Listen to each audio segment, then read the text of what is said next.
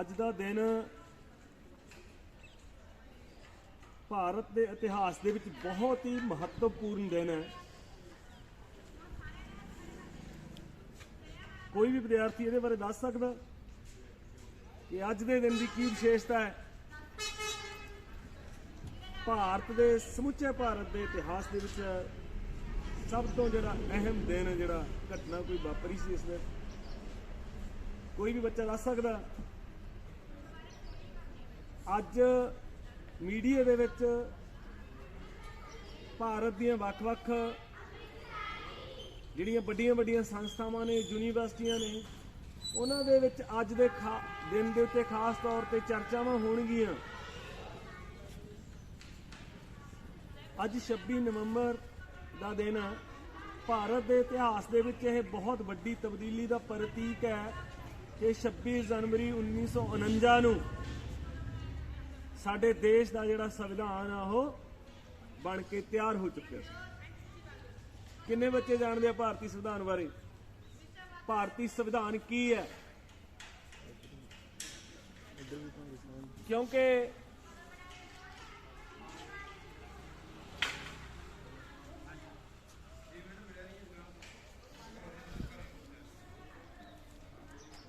बड़ी वड्डी हैरानी की गल हुंदी है जदों साडे हाई स्कूलों के विद्यार्थी अपने तौर पर इन्नी गल भी नहीं जानते कि भारतीय संविधान की है असीं दस सकते, तो उदों होर भी महत्वपूर्ण हो जाता बच्चों नाल ये गल्लां साझियां करनियां। बच्चों, साडे देश की पूरी सरकार, साडी जिहड़ी संघी सरकार ते राज सरकारां ने वो भारतीय संविधान के मुताबिक ही चलदियां ने। साडे देश का समुचा ढांचा जिहड़ा वो भारतीय संविधान के मुताबिक चलदा। किसी भी बच्चे ने भारतीय संविधान की कोई कापी देखी है? नहीं देखी। चलो YouTube चैनल के उत्ते तुसीं सारे बच्चे बहुत कुछ जानकारियां प्राप्त करते हो। कदे भारतीय संविधान बारे कढ़ के जरूर ये विचों कोई जानकारी प्राप्त करने की कोशिश करो, तुहानूं अद्भुत जानकारियां मिलणगीਆਂ। भारत का संविधान की है, इहदी की खासियत है, इहदे बारे तुहाडे नाल कुछ कुछ मिनट गल्लां करनियां ने। भारतीय संविधान 26 नवंबर 1949 नूं बन के तैयार होया ते 26 जनवरी 1950 नूं यह लागू होया। इस गल का तो सारे बच्चों को पता हो कि भारतीय संविधान 26 जनवरी 1950 नूं लागू होया। आपां 26 जनवरी मनाउने आ। इसका मतलब यह है कि भारत उस दिन संपूर्ण प्रभुसत्ता संपन्न शक्ति बन गया। 26 जनवरी 1950 तो बाद साडे देश की जिहड़ी केंद्रीय सरकार आ, संघी सरकार आ, वो अपने आत्मनिर्भर फैसले लैण दे योग हो गई। साडी सरकार दे उत्ते कोई भी बाहरी जां अंदरूनी किसी भी किस्म का कोई दबाव नहीं है, जिन्होंने संपूर्ण प्रभुसत्ता संपन्न ताकत कहा जाता है। भारतीय संविधान तो पहला फिर की सी? तुहाडे मन च शायद सवाल आवे। भारतीय संविधान तो पहला साडे देश दे विच पहली गल तां साडा देश आ जिहड़ा पूरी तरह यह अखंड सी, छोटे छोटे टुकड़ियां दे विच वंडिया होया सी, छोटियां छोटियां रियासतां सी। आ जिहड़ा असीं 1947 च महापंजाब का नक्शा देखते हैं, ये भारत का नक्शा नहीं है, आजाद स्टेट सी, सिख स्टेट सी। बहुत सारा हिस्सा अंग्रेज़ों के अधीन सी। बहुत सारे अंग्रेज़ों के अधीन होने के बावजूद साडियां रियासतां अर्ध ताकतां रखदियां सी, जिसनूं इकट्ठियां करके 1947 नूं जदों साडा देश आज़ाद होया तो ब्रिटिश गौरमेंट ने भारत की जिहड़ी आउण वाली सरकार सी उहनूं ये गल कही कि तुसीं इस देश नूं दी मंग करदे हो आज़ादी दी, इस देश नूं चलाओगे किवें, किस तरह का तुहाडा विधि विधान होऊगा। तो उस दे लई एक बड़ी वड्डी संविधान सभा बनी, जिहदे लई संविधान तैयार करना उन्होंने प्रोग्राम सी। उस दे विच ਜਿਹੜੇ ਹੈ ਸਾਡਾ ਸੰਵਿਧਾਨ ਦੀ ਕਮੇਟੀ ਆ ਉਹ 2 ਸਾਲ 11 ਦਿਨ 2 ਸਾਲ 11 ਮਹੀਨੇ 18 ਦਿਨਾਂ ਦੇ ਵਿੱਚ ਸਾਡਾ ਸੰਵਿਧਾਨ ਆ ਜਿਹੜਾ ਉਹ ਤਿਆਰ ਕਰ ਲਿਆ ਸੀ 26 ਨਵੰਬਰ 1949 ਤੋਂ ਪਹਿਲਾਂ। ਤਾਂ ਬਾਬਾ ਸਾਹਿਬ ਉਸ ਸੰਵਿਧਾਨ ਸਭਾ ਦੇ ਵਿੱਚ ਕਿੰਨੇ ਕੁ ਮੈਂਬਰ ਸੀ, ਉਹਦਾ ਪ੍ਰਧਾਨ ਕੌਣ ਸੀ?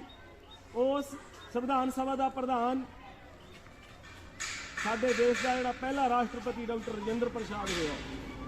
ਪਰ ਸੰਵਿਧਾਨ ਲਿਖਣ ਵਾਲੀ ਕਮੇਟੀ ਦਾ ਮਸੌਦਾ ਕਮੇਟੀ ਦਾ president chairman doctor Bhim Rao Ambedkar ji ਹੋਏ ਨੇ, ਜਿਹਦੇ ਜਨਮ ਬਾਰੇ ਸਿਰਫ 1-2 ਬੱਚਿਆਂ ਨੇ ਦੱਸਿਆ।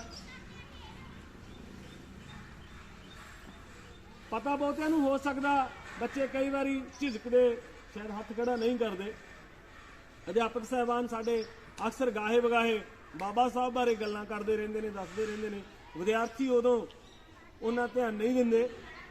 ਤਾਂ ਬਾਬਾ ਸਾਹਿਬ ਦੇ ਨਾਲ ਉਸ ਟਾਈਮ ਤੇ ਜਿਹੜੀ ਸਾਡੀ ਉਹ ਕਮੇਟੀ ਬਣੀ, ਉਸ ਦੇ ਵਿੱਚ ਜਿਹੜੀ ਡਰਾਫਟਿੰਗ ਕਮੇਟੀ ਸੀ ਉਹਦੇ 13 ਕਮੇਟੀਆਂ ਤਿਆਰ ਕੀਤੀਆਂ ਗਈਆਂ ਡਰਾਫਟ ਰਿਪੋਰਟ ਤਿਆਰ ਕਰਨ ਲਈ।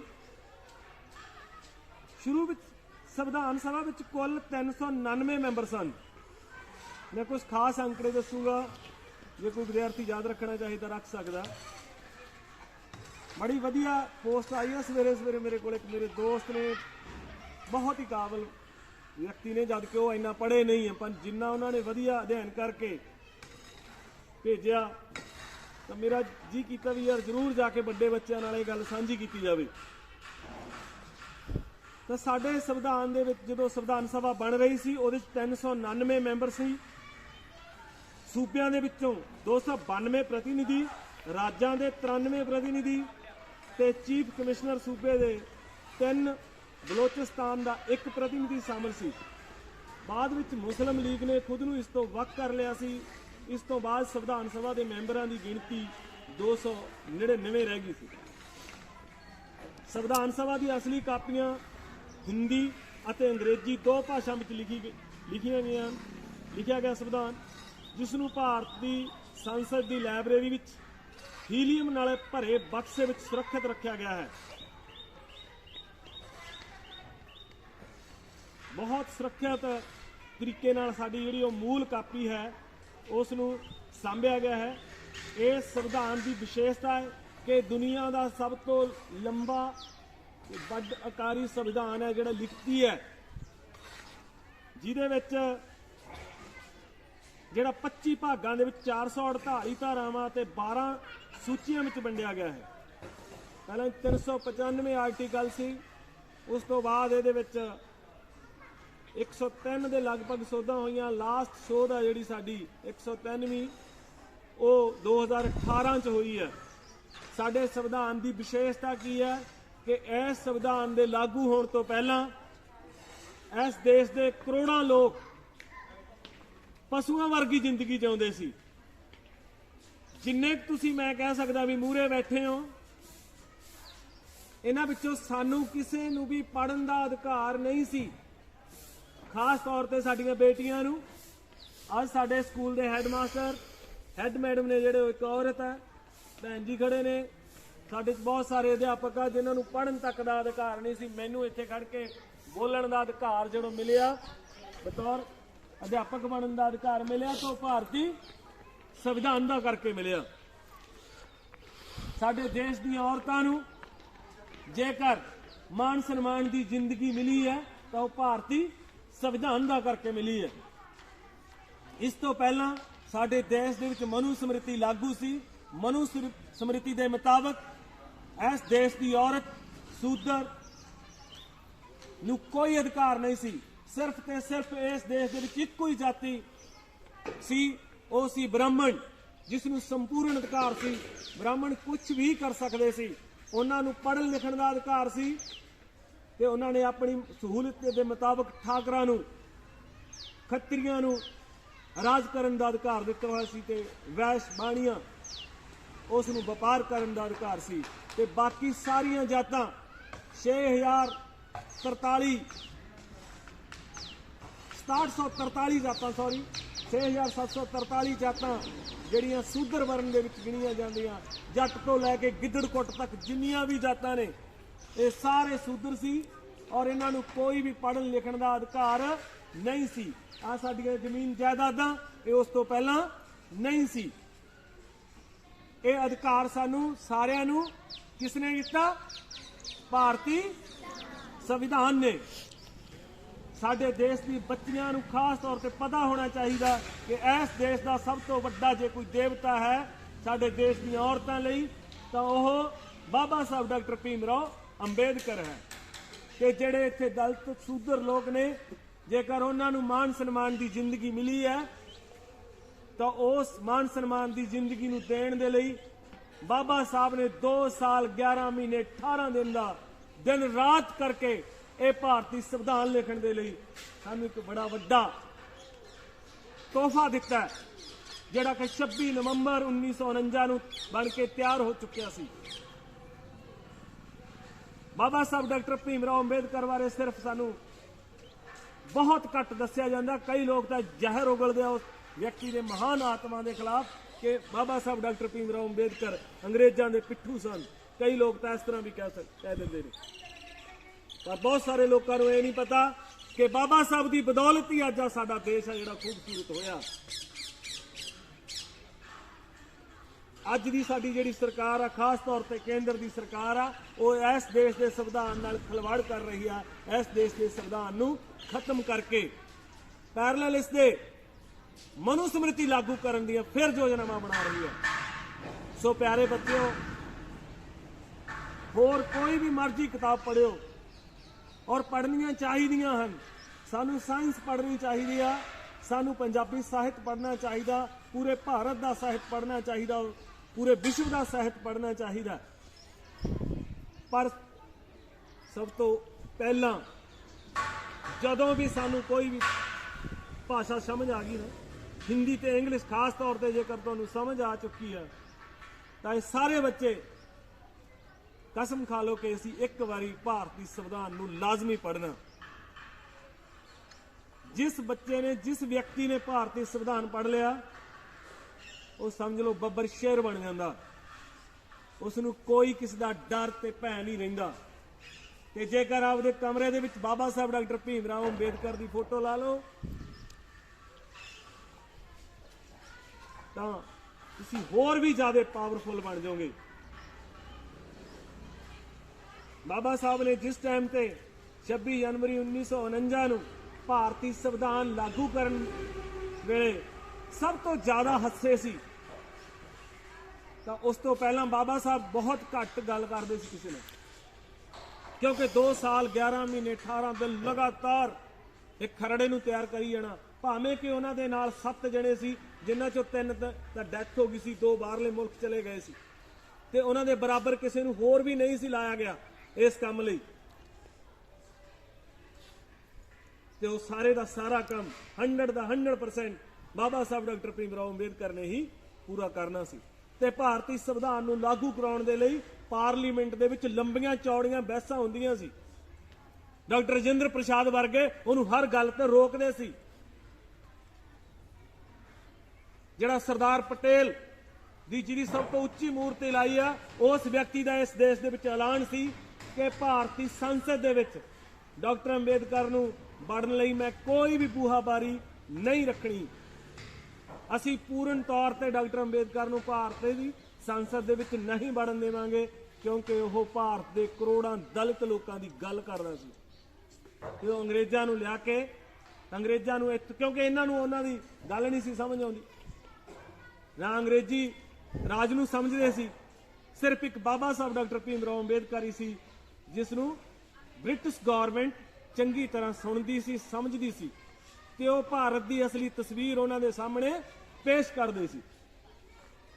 ਤਾਂ ਇਸੇ ਸਰਦਾਰ ਪਟੇਲ ਨੇ ਤੇ ਇਸੇ ਰਜਿੰਦਰ ਪ੍ਰਸਾਦ ਨੇ, ਜਿਹੜਾ ਸਾਡਾ ਪਹਿਲਾ ਰਾਸ਼ਟਰਪਤੀ ਹੋਇਆ, ਇਹ ਕਹਿੰਦਾ ਸੀ ਮੈਂ ਇਸ ਨੂੰ ਪਾਰਲੀਮੈਂਟ ਦੇ ਵਿੱਚ ਨਹੀਂ ਵੜਨ ਦਿੰਦਾ। ਪਰ ਬੰਗਾਲ ਤੋਂ ਇੱਕ MLA ਨੇ, MP ਨੇ ਆਪਣੀ ਸੀਟ ਤੋਂ ਰਿਜ਼ਾਈਨ ਕੀਤਾ ਤੇ ਫਿਰ ਬਾਬਾ ਸਾਹਿਬ ਮੁਸਲਮਾਨਾਂ ਨੇ ਜਿਤਾ ਕੇ ਸਾਡੇ ਦੇਸ਼ ਦੇ ਪਾਰਲੀਮੈਂਟ ਦੇ ਵਿੱਚ ਉਹਨਾਂ ਨੂੰ ਭੇਜਿਆ ਸੀ।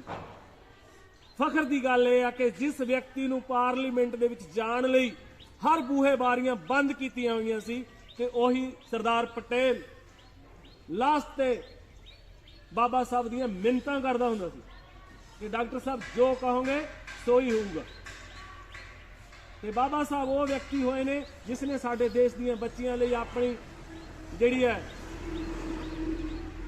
ਕਾਨੂੰਨ ਮੰਤਰੀ ਦੀ ਪੋਸਟ ਛੱਡੀ, ਉਹ ਇਸ ਕਰਕੇ ਛੱਡੀ ਸੀ ਕਿਉਂਕਿ ਉਸ ਟਾਈਮ ਤੇ ਉਹ ਹਿੰਦੂ ਕੋਡ ਬਿੱਲ ਲੈ ਕੇ ਆਉਣਾ ਚਾਹੁੰਦੇ ਸੀ।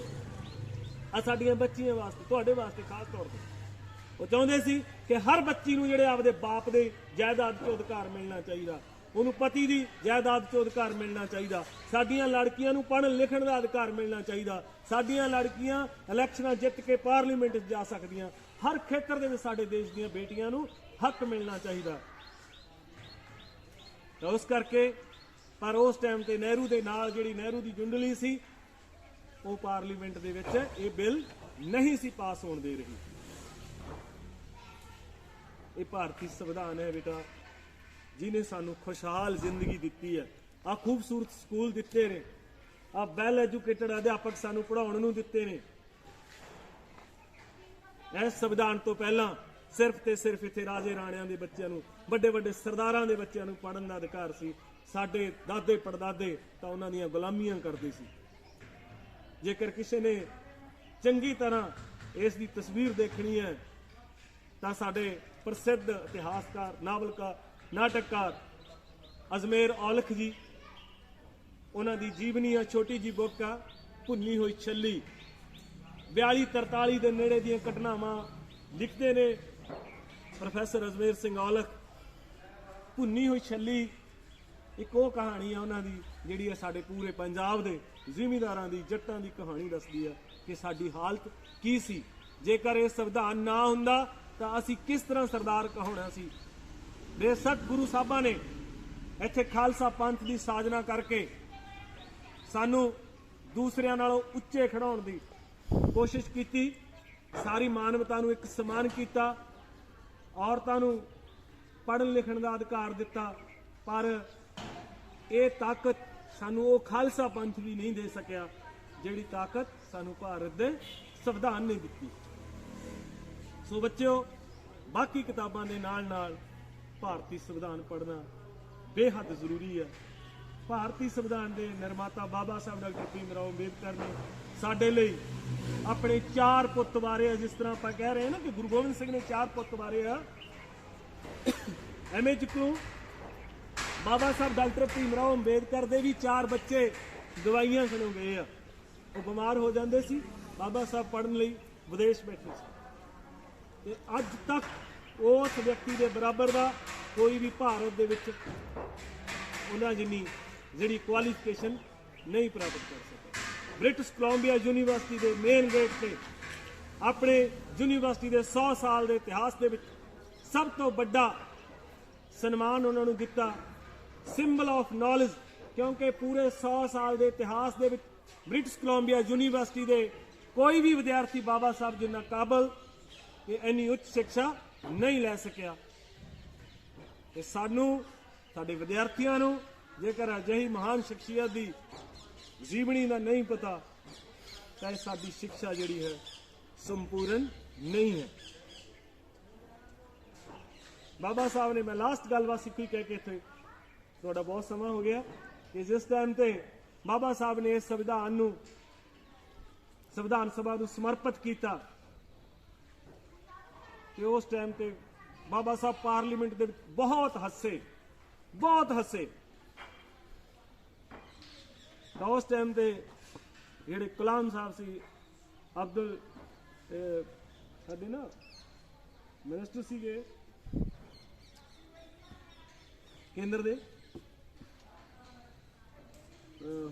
ਮੌਲਾਨਾ ਅਬਦੁਲ ਕਲਾਮ, ਇੱਕ ਤਾਂ ਅਬਦੁਲ ਕਲਾਮ ਇਹ ਆਪਣੇ ਹੋਏ ਨੇ ਪ੍ਰੈਜ਼ੀਡੈਂਟ, ਇਹ ਨਹੀਂ, ਇੱਕ ਉਸ ਟਾਈਮ ਤੇ। ਤਾਂ ਉਹਨਾਂ ਨੇ ਪੁੱਛਿਆ, ਬਾਬਾ ਸਾਹਿਬ ਤੁਸੀਂ ਅੱਜ ਇਹਨਾਂ ਹੱਸ ਕਾਹਤੋਂ ਰਹੇ ਹੋ, ਵੀ ਤੁਸੀਂ ਤਾਂ ਕਦੇ ਖੁਸ਼ ਨਹੀਂ ਸੀ ਹੋਏ। ਉਹ ਕਹਿੰਦੇ ਅੱਜ ਤੋਂ ਬਾਅਦ 26 ਜਨਵਰੀ 1949 ਤੋਂ ਬਾਅਦ ਮੈਂ ਇਸ ਦੇਸ਼ ਦੀਆਂ ਰਾਣੀਆਂ ਦੇ ਆਪਰੇਸ਼ਨ ਕਰ ਦਿੱਤੇ। ਅੱਜ ਤੋਂ ਬਾਅਦ ਇਸ ਦੇਸ਼ ਦੀਆਂ ਰਾਣੀਆਂ ਰਾਜੇ ਨਹੀਂ ਪੈਦਾ ਕਰਨਗੀਆਂ। ਅੱਜ ਤੋਂ ਬਾਅਦ ਇਸ ਦੇਸ਼ ਦੀਆਂ ਭਾਰਤ ਦੇਸ਼ ਦੀਆਂ ਰਾਣੀਆਂ ਰਾਜੇ ਨਹੀਂ ਪੈਦਾ ਕਰਨਗੀਆਂ। ਹੁਣ ਭਾਰਤ ਦੇ ਰਾਜੇ ਜਿਹੜੇ ਉਹ ਬੈਲਟ ਬਾਕਸ ਚੋਂ ਨਿਕਲਣਗੇ ਤੇ ਉਹ ਰਾਜੇ ਭਾਰਤ ਦੇਸ਼ ਦੇ ਲੋਕ ਚੁਣਨਗੇ। ਤਾਂ ਇੱਕ ਅਜਿਹਾ ਦਸਤਾਵੇਜ਼ ਸਾਨੂੰ ਦੇ ਕੇ ਗਏ ਆ ਜਿਹਦਾ ਮੈਂ ਰਾਤ ਹੀ ਬੜਾ ਪ੍ਰਤੱਖ ਪ੍ਰਮਾਣ ਦੇਖਿਆ ਕਿ ਸਾਡੇ ਹੁਣੇ ਕੈਪਟਨ ਅਮਰਿੰਦਰ ਸਿੰਘ ਜਿਹੜੇ ਪੰਜਾਬ ਦੇ ਮੁੱਖ ਮੰਤਰੀ ਸੀ, ਉਹਨਾਂ ਨੂੰ ਪਿਛਲੇ ਆਪਣੇ ਕਾਂਗਰਸ ਪਾਰਟੀ ਵਿਦਾ ਕਰਕੇ ਹਟੀ ਆ। ਤੇ ਅਧਿਆਪਕ ਸਾਹਿਬਾਨਾਂ ਨੂੰ ਬੇਨਤੀ ਕਰੂੰਗਾ, ਫੇਸਬੁੱਕ ਤੇ ਦੇਖਿਓ ਜੀ, ਕੱਲ ਅਮਰਿੰਦਰ ਸਿੰਘ ਪਟਿਆਲਾ ਕਮਿਸ਼ਨਰੇਟ ਦੇ ਵਿੱਚ ਐ ਖੜਾ ਸੀਗਾ ਕਿਉਂਕਿ ਉਹਦੇ ਜਿਹੜਾ ਉਹਦਾ ਮੇਅਰ ਲਾਇਆ ਵਾ ਉਹ ਵੀ ਵਿਦਾ ਕਰਤਾ। ਬੜੀ ਹੈਰਾਨੀ ਹੋਈ ਕਿ ਸਾਡੇ ਸੰਵਿਧਾਨ ਦੀ ਇੰਨੀ ਤਾਕਤ ਤੇ ਜਿਹੜਾ ਕੈਪਟਨ ਅਮਰਿੰਦਰ ਸਿੰਘ ਆਪਣੇ ਮੰਤਰੀਆਂ ਨੂੰ ਨਹੀਂ ਮਿਲਦਾ, ਉਹ ਹੁਣ ਐਮਸੀਆਂ ਦੇ ਮਗਰ ਤੁਰਿਆ ਫਿਰਦਾ। ਇਹ ਭਾਰਤੀ ਸੰਵਿਧਾਨ ਦਾ ਕਰਕੇ ਹੈ। ਸੋ ਬੱਚਿਓ, ਭਾਰਤੀ ਸੰਵਿਧਾਨ ਨੂੰ ਜ਼ਰੂਰ ਪੜ੍ਹਿਓ। ਇਹ ਸਾਡਾ ਸਭ ਤੋਂ ਅਹਿਮ ਦਸਤਾਵੇਜ਼ ਹੈ ਜਿਸ ਨੇ ਤੁਹਾਡੀ ਜ਼ਿੰਦਗੀ ਬਦਲਣੀ ਹੈ। ਬਾਕੀ ਹੋਰ ਕਿਤਾਬਾਂ ਵੀ ਬਹੁਤ ਸਾਰੀਆਂ ਪੜ੍ਹਨ ਵਾਲੀਆਂ ਨੇ। ਆਪਾਂ ਉੱਚ ਸਿੱਖਿਆ ਦੇ ਨਾਲ ਨਾਲ ਭਾਰਤੀ ਸੰਵਿਧਾਨ ਪੜ੍ਹਨਾ ਵੀ ਬਹੁਤ ਜ਼ਰੂਰੀ ਹੈ। ਸੋ ਮੈਂ ਅਧਿਆਪਕ ਸਾਹਿਬਾਨਾਂ ਦਾ ਤੇ ਤੁਹਾਡਾ ਸਾਰਿਆਂ ਦਾ ਫਿਰ ਬਹੁਤ ਬਹੁਤ ਧੰਨਵਾਦ ਕਰਦਾ ਜਿਨ੍ਹਾਂ ਨੇ ਮੇਰੀ ਗੱਲ ਨੂੰ ਸੁਣਿਆ। ਉਮੀਦ ਹੈ ਤੁਸੀਂ ਇਸ ਗੱਲ ਤੇ ਅਮਲ ਕਰਦੇ ਹੋਏ ਭਾਰਤੀ ਸੰਵਿਧਾਨ ਨੂੰ ਪੜ੍ਹਨ ਦੀ ਖੇਚਲ ਜ਼ਰੂਰ ਕਰੋਗੇ। ਧੰਨਵਾਦ।